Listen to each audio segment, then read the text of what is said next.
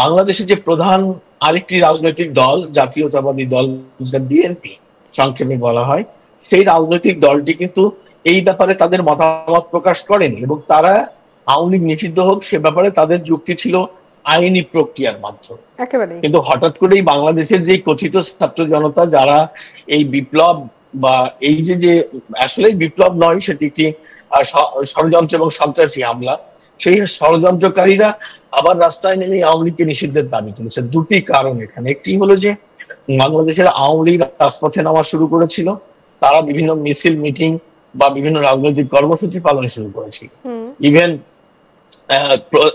আওয়ামী লীগ যিনি প্রধান শেখ হাসিনা, তিনি কিন্তু তার দলকে সংগঠিত করার যে প্রচেষ্টা অব্যাহত রেখেছেন, সেটি ব্যাপকভাবেই সম্প্রতি সময়ে আমরা দেখতে পেয়েছি। ঢাকায় বড় বড় মিছিল হয়েছে, বিভিন্ন ধরনের কর্মসূচি পালন হয়েছে।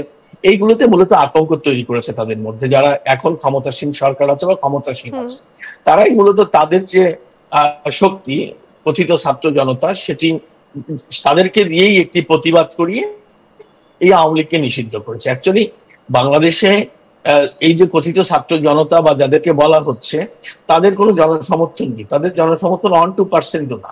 তাদের সঙ্গে আসলে যোগ হয়েছে, আমরা কাউকে দেখতে পেয়েছি যে আওয়ামী লীগ নিষিদ্ধ করার পর সেখানে যারা ছিল তারা জামাতি ইসলাম, যারা মুক্তিযুদ্ধের বিপক্ষের শক্তি ছিল, আমাদের সঙ্গে থাকুন। এই সবকিছুর মধ্যে ইতিমধ্যে বাংলাদেশের আইন উপদেষ্টা আসিফ নজরুল ঠিক কি বলেছেন শোনাবো আপনাদের। উপদেষ্টা পরিষদের এক বিশেষ সভা অনুষ্ঠিত হয়। সভায় আন্তর্জাতিক অপরাধ ট্রাইব্যুনাল আইনের সংশোধনী অনুমোদিত হয়েছে। সংশোধনী অনুযায়ী আন্তর্জাতিক অপরাধ ট্রাইব্যুনাল কোনো রাজনৈতিক দল, তার অঙ্গ সংগঠন বা সমর্থক গোষ্ঠীকে শাস্তি দিতে পারবে।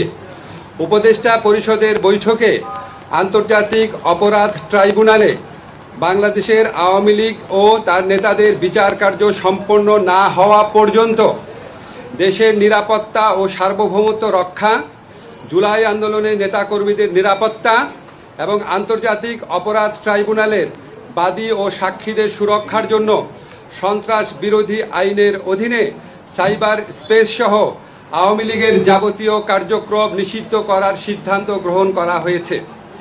এই বিষয়ে প্রয়োজনীয় পরিপত্র পরবর্তী কর্মদিবসে জারি করা হবে। এর পাশাপাশি আজকের উপদেষ্টা পরিষদের বৈঠকে জুলাই ঘোষণাপত্র আগামী 30 কার্যদিবসের মধ্যে চূড়ান্ত করে প্রকাশ করার সিদ্ধান্ত গৃহীত হয়েছে। এবং এই যে বক্তব্য শুনছিলাম, এই বক্তব্য থেকে যে বারবার বলা হচ্ছে যে সেখানকার অবস্থার কথা, বাংলাদেশের অবস্থা তো এমনি খারাপ, নতুন করে আর কি ভালো হবে? এই নিষিদ্ধ করার মধ্যে দিয়ে কি ভালো হবে? এমনিতেই তো খারাপ অবস্থা, কি বলবেন? হ্যাঁ, আমি সেই ব্যাপারটি বলছিলাম যে মূলত যারা এই আওয়ামী লীগ নিষিদ্ধের ব্যাপারে যারা দাবি তুলেছে, আমরা সেখানে দেখেছি জামাত ইসলাম, নিষিদ্ধ ঘোষিত জামায়াতুল মুজাহিদিন, যারা আন্তর্জাতিক জঙ্গিবাদের সাথে জড়িত, তাদের নেতা জসিমউদ্দিন রহমানীকেও কিন্তু এই আওয়ামী লীগ নিষিদ্ধের সমাবেশে আমরা দেখেছি। তো এদের সংখ্যা কিন্তু কোনো ক্রমেই 5%-এর 5% উপরে না বাংলাদেশে। এই স্বল্প সংখ্যক মানুষের জনমতের ভিত্তিতে বাংলাদেশের সবচেয়ে প্রাচীনতম রাজনৈতিক দল, শুধু তাই নয়, যাদের নেতৃত্বে বাংলাদেশ স্বাধীন হয়েছে, সেই রাজনৈতিক দলটিকে কোনোভাবেই নিষিদ্ধ করা সমীচীন হয়নি। এবং সেটি কিন্তু কালকে রাতে আওয়ামী লীগের নেতা কর্মীরা বিভিন্ন স্থানে প্রতিবাদ মিছিল করেছে। এখানে যে প্রশ্নটি আপনি করলেন তার উত্তর হচ্ছে যে নিষিদ্ধ জিনিসের প্রতি তো মানুষের আসলে আকর্ষণ একটু বেশিই থাকে। এক নাম্বার 2 হচ্ছে বাংলাদেশে আওয়ামী লীগ এমন একটি রাজনৈতিক দল যাদের একদম সক্রিয় রেজিস্টার্ড কর্মী 5 কোটি বা তারও বেশি।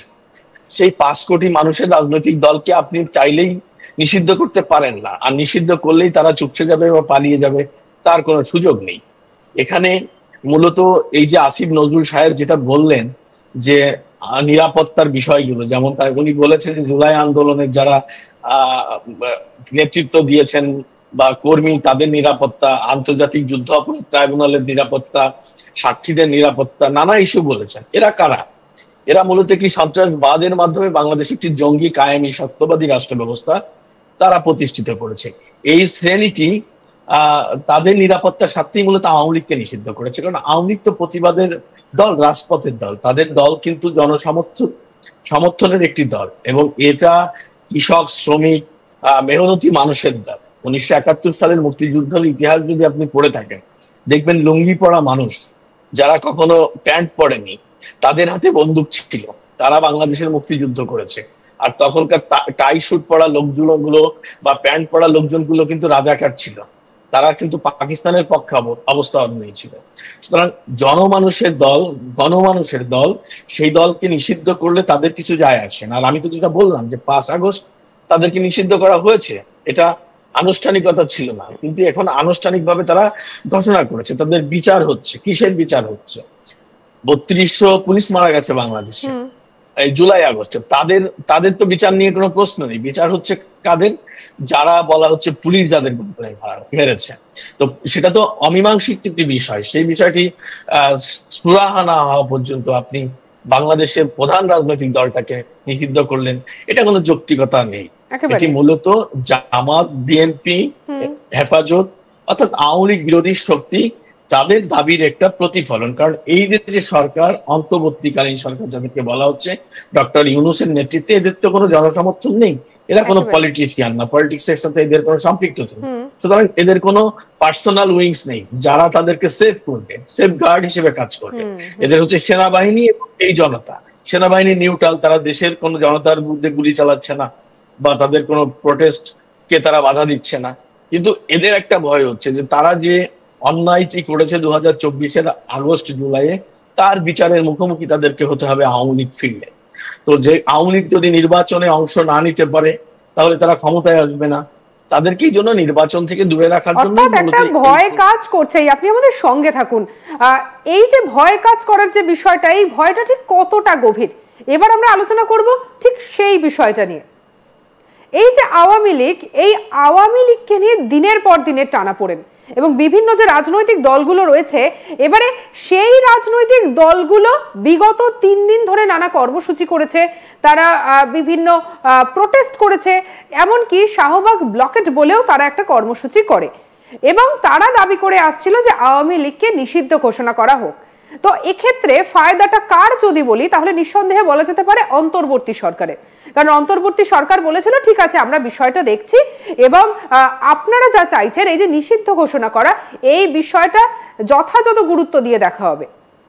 তো একদম এই জায়গা থেকে আবারও কথা বলবো। শাহিদুল হাসান খোকন, বাংলাদেশের সাংবাদিক, আমাদের সঙ্গে রয়েছেন। শাহিদুল দা, লাভটা কার হলো? অবশ্যই এটা একটা প্রশ্ন থেকে যাচ্ছে, এবং এর ফলে যে বিভিন্ন রাজনৈতিক দলগুলোও চাইছিল, তার ফলে হাসিনার বাংলাদেশে ফেরা কতটা কঠিন হয়ে দাঁড়ালো? দেখুন, আমি এইখানে আরেকটি ছোট্ট আলোচনা করি। আপনি শাহবাগ মুভমেন্ট এবং যমুনা ঘেরাওয়ের কথা বললেন।